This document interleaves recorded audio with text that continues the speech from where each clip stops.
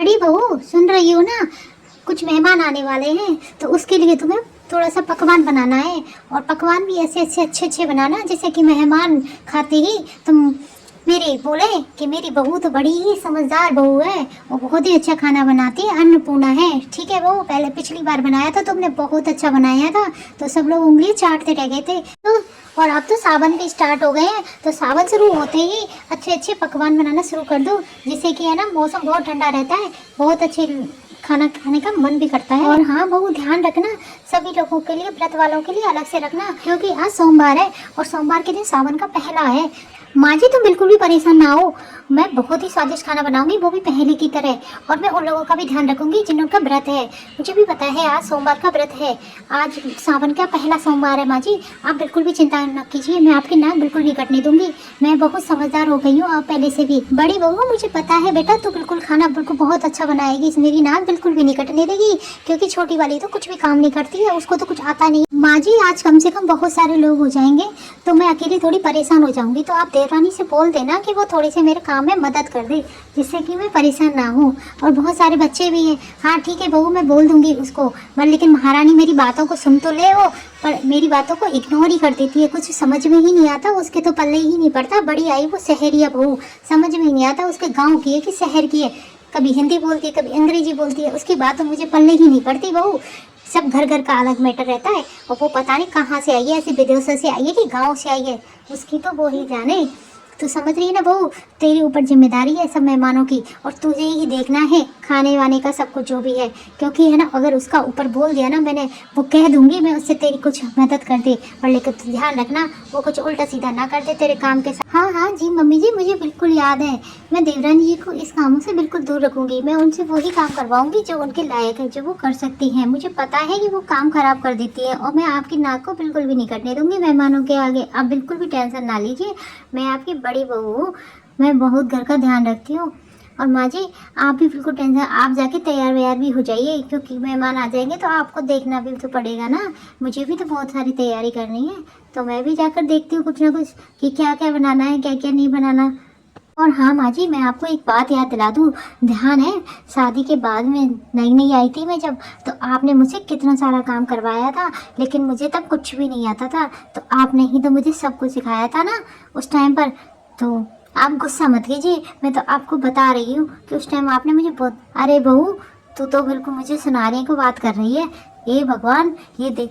नहीं माँ जी ऐसा कुछ नहीं है, मैं आपको सुनाने के लिए नहीं बोल रही हूँ, मैं तो आपको ये बता रही हूँ। अरे अच्छा तू मुझे याद दिलाएगी तू कि तुझे काम कुछ भी नहीं आता था।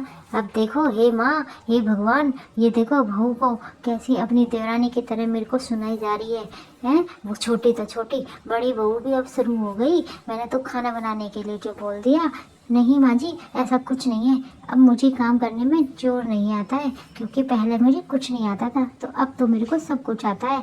पर तुम देवरानी जी को भी कह दिया करो कि थोड़े बहुत काम में मदद कर दिया करें, क्योंकि वो कुछ भी हाथ नहीं चलाती हैं, तो जिससे कि क्या है ना मेरा भी दिमाग ठनक जाता है कभी कभी उनको देखकर, क्योंकि है ना वो तो बैठी रहती हैं बहाना बना करके मुझे तो कुछ नहीं आता है।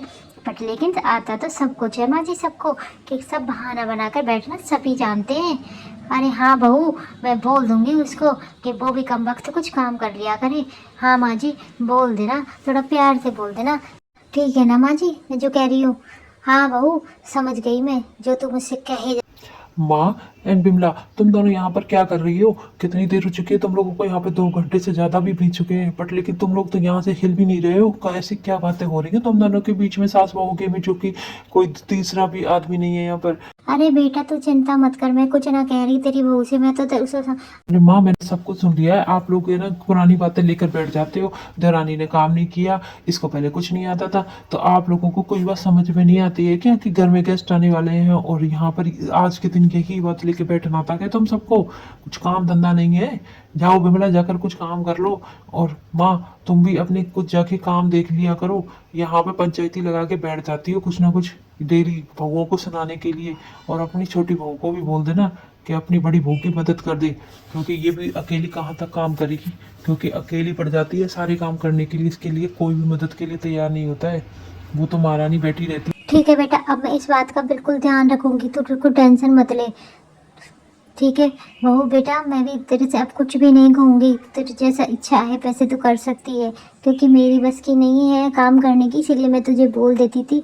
पर लेकिन मेरे बेटे को पसंद नहीं। ठीक है माँ, अब इस बात का ध्यान रखना, तुम दोनों बहुओं को समान माना करो। चलो तुम।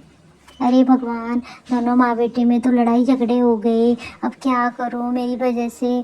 बहू तो टेंशन मत ले। नहीं माँ जी, ऐसा कुछ भी नहीं है, मैं कोई टेंशन नहीं ले रही हूँ। पर लेकिन मुझे तो, अरे बहू तो बिल्कुल भी परेशान मत हो। ये तो माँ बेटे का झगड़ा है तो 1-2 दिन में ख़त्म हो जाएगा। मेरा बेटा बिल्कुल ज़्यादा देर तक नाराज़ नहीं रहता। अरे हाँ माँ जी, मुझे भी पता है वो ज़्यादा देर तक, हाँ बेटा तू समझ गई ना, ज़्यादा देर तक नाराज़ नहीं रह सकता वो।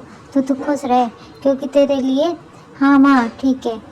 चलो अब कुछ पकवान वगैरह बना लेते हैं, क्योंकि कुछ खाना बना, ओ कुछ बनाने के लिए तैयार है क्या सामान वामान? हाँ माँ जी, मैं तैयारी शुरू कर रही हूँ। हाँ ठीक है, तो बना ले, क्योंकि कुछ गेस्ट आएंगे तो उनके लिए क्या करेंगे, बनाएंगे करेंगे। सावन के सोमवार शुरू हो गए हैं, वो पता है तुझे?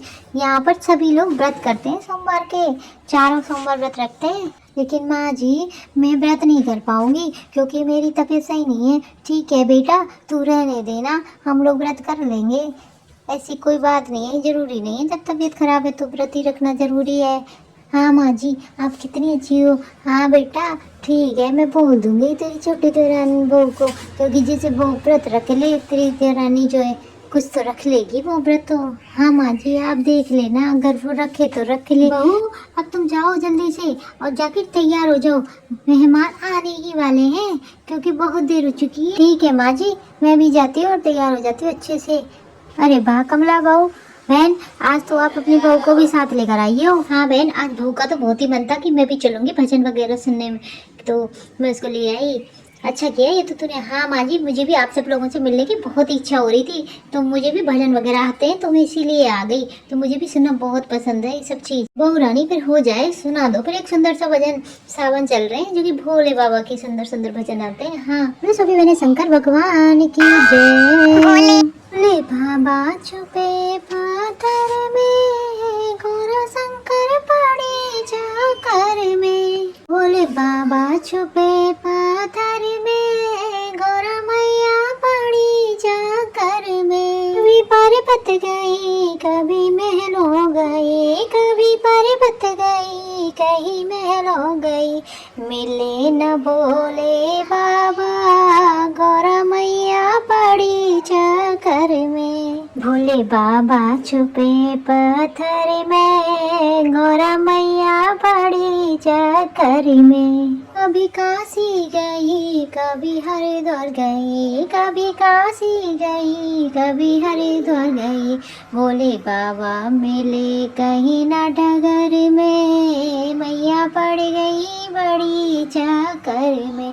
भोले बाबा छुपे पत्थर में, मैया पड़ी जाकर में। ब्रह्मा विष्णु से पूछा वेद पुराणों से पूछा, ब्रह्मा विष्णु से पूछा वेद पुराणों से पूछा, और मैया गई पूछन बिहर, रमैया पड़ी चक्कर में। भोले बाबा छुपे पत्थर में, गोरा मैया पड़ी चक्कर में। भक्तों ने कहा मैया हमको बता, भक्तों ने कहा मैया हमको बता, भोले बाबा छुपे पत्थर में, गौरा मैया पड़ी चक्कर में। वाह क्या बात है, इतना सुंदर भजन, धन्यवाद तुम्हारा।